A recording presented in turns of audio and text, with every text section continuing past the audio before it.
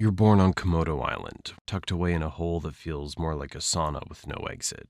As you crack open that eggshell, you're probably wondering what your mom looks like, except there's nothing here. No, you're on your own from the get-go. And that's not even the worst part. You see, in the Komodo Dragon world, even your siblings could be your worst enemies. You might be lucky enough to be the first one to hatch, so before you even think about taking your first breath, you've got to get the heck out of there fast. Scramble up the nearest tree like your life depends on it, because it quite literally does. You're not just avoiding your siblings, you're dodging hungry adults who wouldn't mind a bite-sized snack like you. To them, you're just a free McNugget.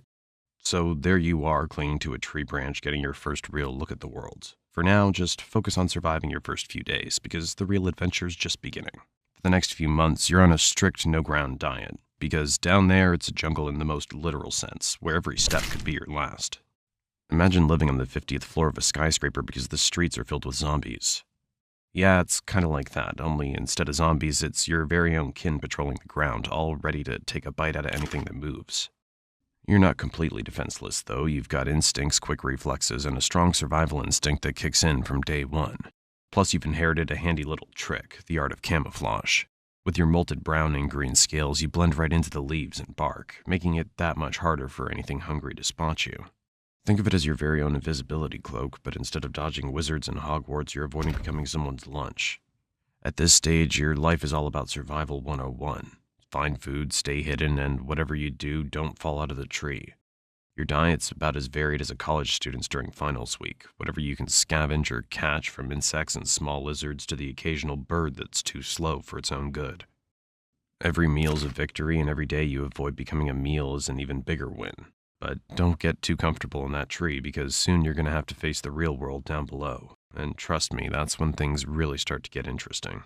You're no longer that helpless hatchling clinging to a branch for dear life. Now you're ready to start exploring the wild world of Komodo Island. Your first few steps on solid ground are like a toddler taking their first wobbly steps, except in your case, the stakes are a bit higher. Every rustle in the bushes could be a potential meal or a threat, and your senses are on high alert. It's basically hardcore Minecraft, but in real life. Now, in most animal worlds, this would be the part where Mom swoops in to show you the ropes, but as we've established, Komodo moms aren't exactly the nurturing type. Instead, you're left to figure out things on your own, and that means a lot of trial and error. Your days are filled with mini-missions, stalking unsuspecting critters, practicing your stealth moves, and trying not to end up on the menu of a bigger predator. It's all part of the learning curve, and you're slowly but surely getting the hang of it. At first, your hunts are more hide-and-seek than stealthy predator. You'll spend hours lying in wait trying to blend in with the underbrush, your heart pounding like a drum as you watch a potential meal scuttle by. Or get swept up by a much more experienced dragon. Show off. But when you finally nail that first successful hunt, it's like winning the lottery of lizards and rats. As you grow, so does your confidence. You're exploring further from your original tree, pushing boundaries, and generally acting like the reptilian version of a rebellious teenager. Each day, you become a little more daring, a little more skilled, and a lot less likely to end up as someone else's dinner. But it's not all smooth sailing. Remember those siblings you escaped from at birth? They're still around, and now it's time for some good old-fashioned sibling rivalry. And the prize is, well, not dying. As you transition from Komodo teen to adulthood, you start to realize that the world is both bigger and smaller than you once thought. The island is vast, but it's also crowded with other dragons, each staking their claim to the best hunting grounds. It's time to find your own territory. Think of it like moving out of your parents' basement and into your first flat. Except your parents never had a basement and your family's been trying to eat you this whole time. Finding territory is like trying to score the last available seat at a sold-out concert. It takes luck, strategy, and probably a scuffle or two. You'll roam across Komodo Island, covering miles of rugged terrain, scanning for that perfect spot. Once you find a potential territory, the real challenge begins. Making it yours. Imagine walking for hours to find the perfect spot, only to discover that it's already been taken by a dragon twice your size.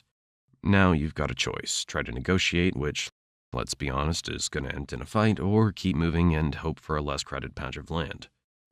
Now that you've got your territory, and congrats by the way, it's time to settle into the daily routine of a full-fledged Komodo dragon. Your schedule's a mix of hunting, patrolling, and catching up on sleep. Lots and lots of sleep. You're not one to waste energy, so when you hunt, you go big. One large meal a week is your style, something that'll keep you satisfied for days. You're aiming for deer, wild boar, or even the occasional water buffalo. Your hunting style's all about patience and precision. You lie in wait, blending into the landscape until the perfect moment to strike. It's a high-stakes game of hide and seek, where the prize is dinner and the cost of losing is another day of hunger. But when you do succeed, it's worth the wait. You'll feast like a king and then slip into a food coma that'll make a Thanksgiving nap look like a quick power snooze. As you reach full maturity at around 7 to 10 years, you start taking extra notice of other female Komodos roaming around. That's your urge to mate kicking in. Mating season's like the ultimate dating game. You're sizing up potential partners with a mix of curiosity and caution. For male dragons, the competition's fierce. You've got to prove your worth to the ladies, and that means showing off your strength, size, and survival skills. If a female finds you impressive, she might just let you get close enough to mate. Just don't screw up your chance because the competition's tough and your brother might just be waiting in line. Once you've successfully mated, your job isn't quite done. If you're a female, you'll lay your eggs in a carefully selected spot, burying them deep to protect them from predators. After that, it's back to a solitary life, leaving the next generation to fend for themselves just like you did. You've somehow made it past 10 years and all the way to 15. Congratulations. In the wild world of Komodo dragons, that's like reaching your 90s with all your teeth intact. But here's the thing, you're not as quick as you used to be, and those once impressive muscles aren't quite as strong. You've earned every scar, every notch on your scales, but now survival requires a different kind of strength, one that comes from experience and wisdom rather than brute force. But with age comes new challenges, and you knew this day would come. Another younger dragon wants your territory, and this battle might be your last. The young dragon's eager, strong, and even reminds you of yourself when you first went out to get your own territory. Hey, it might even be your own son, who knows? Komodo dragons aren't exactly great parents. This fight is different from the others you've had. Although you're older and wiser, you're also more vulnerable. Your opponent's fast, relentless, and every blow feels a little harder than the last. But you're not about to go down without a fight. You dig deep, drawing on every ounce of strength and every trick you've learned over the years. In the end, it's a close call. Maybe you win, driving the challenger away one last time. Or maybe you lose, forced to retreat to the fringes of your territory, battered but not broken. Either way, this fight marks the beginning of the end. You've held your ground for years, but now it's clear that the balance of power is shifting. The jungle's a harsh place, and even the strongest can't rule forever. After years of ruling your territory, you give one last growl. And now, as you feel the weight of time pressing down, you know that the jungle will continue with or without you. As the end approaches, you find a quiet spot to rest, somewhere safe from the constant struggle for survival. You lie down, feeling the warmth of the sun on your scales, and close your eyes. The world keeps turning, the cycle continues, and somewhere out there a new dragon is hatching, ready to begin the journey you've just completed.